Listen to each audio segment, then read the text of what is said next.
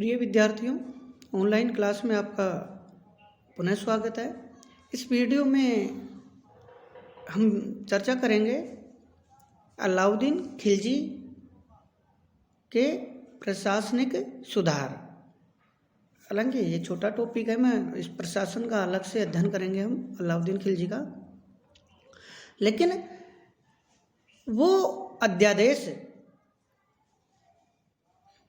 जो अलाउद्दीन खिलजी ने गद्दी पर बैठते ही लागू किए थे, यानी जब जलालुद्दीन खिलजी की हत्या करके जब गद्दी पर बैठा अलाउद्दीन खिलजी, तो अलाउद्दीन खिलजी ने अपने राज्य और सुल्तान के पद, उसकी गरिमा, उसके नियंत्रण और उसकी प्रतिष्ठा को स्थापित करने के लिए तुरंत जो उसकी जरूरत महसूस हुई, और या यूँ हम ये भी कह सकते हैं कि आगे जो उसने इतनी कुशलता पूर्वक जो शासन किया, लगभग 20 साल शासन किया और इतनी बड़ी जो सफलताएं अर्जित कर सका, उसका श्रेय काफ़ी हद तक उसके उस प्रारंभिक अध्यादेशों को, उसकी सोच को, उसके कार्यों को भी दिया जा सकता है। इसमें कोई दो राय नहीं है।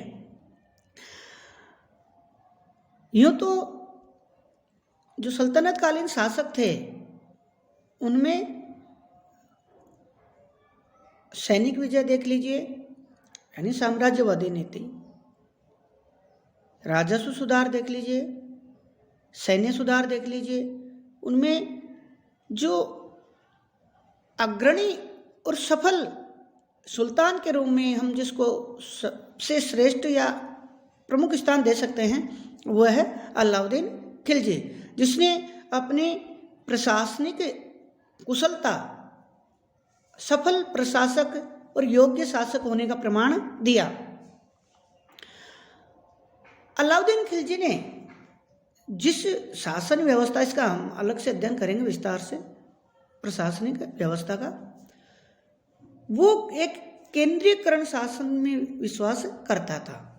जैसे हम पढ़ते हैं केंद्रीकरण और विकेंद्रीकरण, तो अलाउद्दीन खिलजी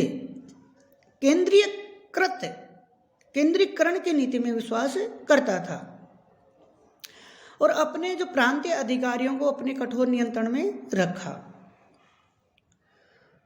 तो हम पहले वो बात कर लेते हैं कि अलाउद्दीन खिलजी ने गद्दी पर बैठते ही कौन से अध्यादेश जारी किए। अलाउद्दीन खिलजी को लगता था कि जो सुल्तान है उसके खिलाफ जो विद्रोह होते हैं, षड्यंत्र होते हैं, बगावत होती है, अमीर अपने स्वार्थों की पूर्ति करते हैं, राज्य के हितों का, सल्तनत के हितों का अवहेलना करने में, उसके हितों को नुकसान पहुंचाने में भी कोई उनको झिझक नहीं होती और वो पहुंचाते हैं। उस के कारणों को जानकर ही उसने यह अध्यादेश या आदेश जारी किए। पहला जो हम आदेश या अध्यादेश की बात करते हैं, तो हम इसमें पहला है, अलाउद्दीन खिलजी ने जो अमीर थे, अमीरों के आपसी वैवाहिक संबंधों पर प्रतिबंध लगा दिया। यानी जो अमीर थे, जो मंत्रियों की सामान्य उपाधि थी, पद था, जिसमें राज्य के प्रभावशाली अमीर धनी मुस्लिम वर्ग जो दरबार में कोई पद प्राप्त किए हुए था, उनकी एक सामान्य संज्ञा थी अमीर, मंत्री। उन अमीर लोग आपस में भी स्वयं का भी विवाह करते थे, दूसरे अमीरों की बहनों के साथ, या यूँ कहें कि अपने पुत्र पुत्रियों का आपस में वैवाहिक संबंध स्थापित करते थे। तो उनका एक गठजोड़ बन जाता था आपस में संबंधों के द्वारा, विवाह निकाह के द्वारा। तो वो जब संबंध बन जाते थे उनके, तो कई बार ये होता था कि कुछ अमीर अपनी स्वार्थ की पूर्ति, अपनी व्यक्तिगत महत्वाकांक्षाओं की पूर्ति के लिए राज्य के और शासक के हितों पर कुठाराघात करते थे, उनको नुकसान पहुंचाते थे। तो ये गठजोड़ जो था वो और भी मजबूत हो जाता था और राज्य के और शासक के हित में नहीं था। तो अलाउद्दीन खिलजी ने इन अमीरों के गठजोड़ को रोकने के लिए, इनके षड्यंत्रों से बचने के लिए उसने सभी प्रकार के जो अमीरों के आपसी वैवाहिक संबंध स्थापित करने पर प्रतिबंध लगा दिया कि सुल्तान की इजाज़त के बगैर कोई भी अमीर आपस में वैवाहिक संबंध स्थापित नहीं करेगा, ना तो स्वयं का, ना अपने सगे संबंधियों का, ना अपने पुत्र पुत्रियों का, किसी का भी। तो ये एक महत्वपूर्ण आदेश जारी किया पहला। दूसरा, अलाउद्दीन खिलजी ने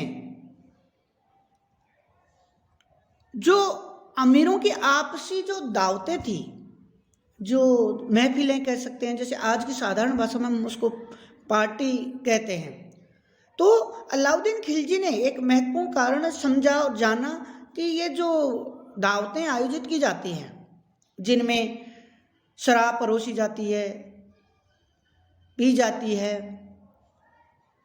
भोजन मांसाहार आदि, और इन दावतों में अमीर एकत्रित होते हैं, मिलते हैं और शराब का सेवन करते हैं, और फिर बाद में शासक के खिलाफ षड्यंत्र की नीति लागू करते हैं, नीति के बारे में सोचते हैं, षड्यंत्रों के बारे में विचार करते हैं।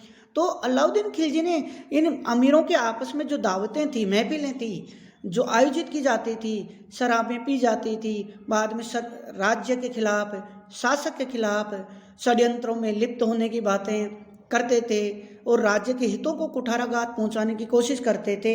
इसलिए अलाउद्दीन खिलजी ने अमीरों की किसी भी प्रकार की दावतों, आपसी जो दावतें महफिलें आयोजित की जाती थी, उन पर तुरंत प्रभाव से रोक लगा दी कि कोई भी अमीर आपस में दावतों महफिलों का आयोजन नहीं करेगा।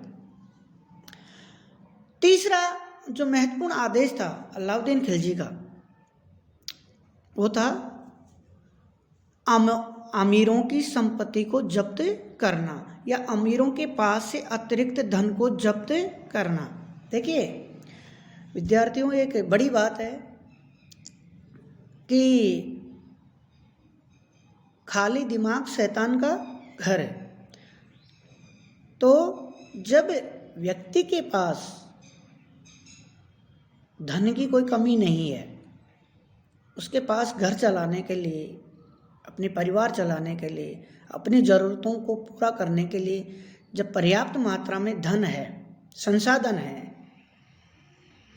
तब वो अवांछित गतिविधियों के लिए उसको समय मिल जाता है। अलाउद्दीन खिलजी ने सोचा कि ये जो अमीर लोग हैं, जो राज्य के खिलाफ, अमीर शासक के खिलाफ विद्रोही गतिविधियों में जो लिप्त होते हैं, उसका बड़ा कारण है कि इनके पास बहुत ज़्यादा मात्रा में धन है, संपत्ति है। अगर मैं इनके धन को छीन लेता हूँ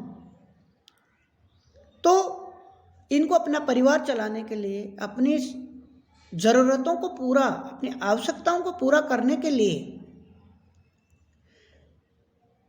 धन के लिए निरंतर प्रयास करना पड़ेगा, परिश्रम करना पड़ेगा। तो जब मैं इनको इस काम में लगा दूंगा तो ये षड्यंत्र कहाँ से करेंगे? यानी जब इनको राज्य के खिलाफ, शासक के खिलाफ, अपनी व्यक्तिगत तुच्छ महत्वाकांक्षाओं की पूर्ति के लिए समय कहाँ से मिलेगा? तो उसने इसका कारण जाना धन का होना अतिरिक्त। तो अलाउद्दीन खिलजी ने अमीरों के पास जो काफ़ी मात्रा में धन था, संपत्ति थी, उसको जब्त कर लिया और जब्त करने का आदेश दिया। और इस प्रकार अमीर खुसरो भी लिखता है कि अब अमीरों के घरों में कोई चांदी के बर्तन बड़ी मुश्किल से दिखते थे। यानी जो पहले उनके घर चांदी के बर्तनों से या महंगे महंगे कीमती धातुओं से भरे रहते थे, शान शौकत में गहनों से लदे रहते थे, जो दिखावटीपन था उनके घर, वो अब समाप्त हो गए और अब उनके पास अपनी आजीविका कमाने के लिए निरंतर संघर्ष करना पड़ा। और अलाउद्दीन खिलजी ने अमीरों की इन तुच्छ हरकतों को समाप्त करने में, व्यक्तिगत महत्वाकांक्षा, राज्य का अहित करना, षड्यंत्र, विद्रोह की नीति को दबाने के लिए, समाप्त करने के लिए जो अतिरिक्त समय उनके पास मिल जाता था उनको सबको ख़त्म कर दिया और उस धन को जब्त कर लिया, ताकि अमीर धनोपजा करके, धन अर्जित करके और अपना परिवार के पालने पोसने लगाने में ही, अपनी आवश्यकताओं में ही लगे रहें। इस प्रकार जो अमीरों की विद्रोही गतिविधियों पर उसने प्रतिबंध लगा दिया और उनको सख्ती से अपने अनुशासन में ले लिया। अलाउद्दीन खिलजी का एक अत्यंत ही महत्वपूर्ण जो उपाय था वो था कठोर गुप्तचर व्यवस्था का नियंत्रण। यानी अलाउद्दीन खिलजी ने अपने राज्य में गुप्तचरों का एक ऐसा चक्रव्यूह रच दिया, ऐसा जाल बिछा दिया कि सुल्तान को प्रत्येक अमीरों, अधिकारियों या यूं कहें जनता की विद्रोही और षड्यंत्रकारी हर चीज की सूचना उसको समय पर मिल जाती थी। अलाउद्दीन खिलजी जो है उसने गुप्तचर व्यवस्था को इतना महत्वपूर्ण माना, कुशल प्रशासन करने के लिए, शासन करने के लिए राज्य के हित में, कि उसने प्रत्येक अमीरों के घर पर गुप्तचरों का पहरा जाल बिछा दिया। अब इसमें संभावना ये रहती है कि कोई भी गुप्तचर जो जासूस है, जासूसी करता है, जिसकी जासूसी करने के लिए उसको कहा गया है, तो वो स्वार्थवश धन के लालच में वो उस व्यक्ति से मिल सकता है और अपना कर्तव्य हो सकता है पूरी तरह से उसका पालन न करे।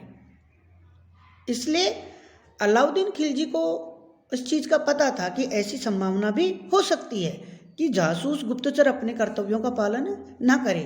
इसलिए अलाउद्दीन खिलजी ने गुप्तचरों पर भी गुप्तचर नियुक्त कर दिए। यानी कोई गुप्तचर अर्थात जासूस अपने कर्तव्य का निर्वहन पूरी ईमानदारी और कर्तव्यशीलता से कर रहा है या नहीं कर रहा है, निष्ठा से कर रहा है या नहीं कर रहा है, इसकी भी जासूसी करने के लिए अलाउद्दीन खिलजी ने जासूसों पर भी जासूस अर्थात गुप्तचरों की भी गुप्तचरी करवाने की व्यवस्था लागू की। अब प्रत्येक जो जासूस था वो भी डरता था, कांपता रहता था, और अमीरों की स्थिति ये थी कि वो एक दूसरे से बात करने से भी डरते थे कि कहीं मेरी सूचना या मेरे खिलाफ कोई गलत सूचना जासूस सुल्तान को नहीं दे दें और सुल्तान मुझे जेल में डाल दे, मुझे मृत्यु दंड दे दे। इसलिए अमीर आपस में बात करने पर भी एक दूसरे के घरों की तरफ झांकने में भी हिचकते थे, डरते थे और कांपते रहते थे इस कठोर गुप्तचर व्यवस्था के कारण। तो आप देखते हैं कि अलाउद्दीन खिलजी ने अपनी प्रशासनिक दूरदर्शिता और कुशलता और बौद्धिक प्रतिभा के बल पर जो प्रारंभिक आदेश जारी किए, और जिसमें हम ये कह सकते हैं कि चारों जो उसके आदेश थे बहुत महत्वपूर्ण थे, व्यवहारिक थे और उसके शासनकाल में अत्यंत ही कारगर और उपयोगी साबित हुए, और किसी भी अमीर ने उसके जीवन काल में कभी भी कोई विद्रोह नहीं करने की सोची इतने कठोर नियंत्रण के कारण। और अलाउद्दीन खिलजी एक विशाल साम्राज्य पर लगभग 20 वर्ष तक शासन कर पाया, इतने बड़े विस्तृत साम्राज्य पर शासन कर पाया और अमीरों को और विद्रोही गतिविधियों को कठोरता से नियंत्रण कंट्रोल करने में सफल रहा। उसके पीछे एक महत्वपूर्ण कारण था उसकी गुप्तचर व्यवस्था भी। तो अलाउद्दीन खिलजी ने इन अध्यादेशों से, इन प्रशासनिक सुधारों से अपनी प्रशासनिक प्रतिभा का परिचय दिया। धन्यवाद।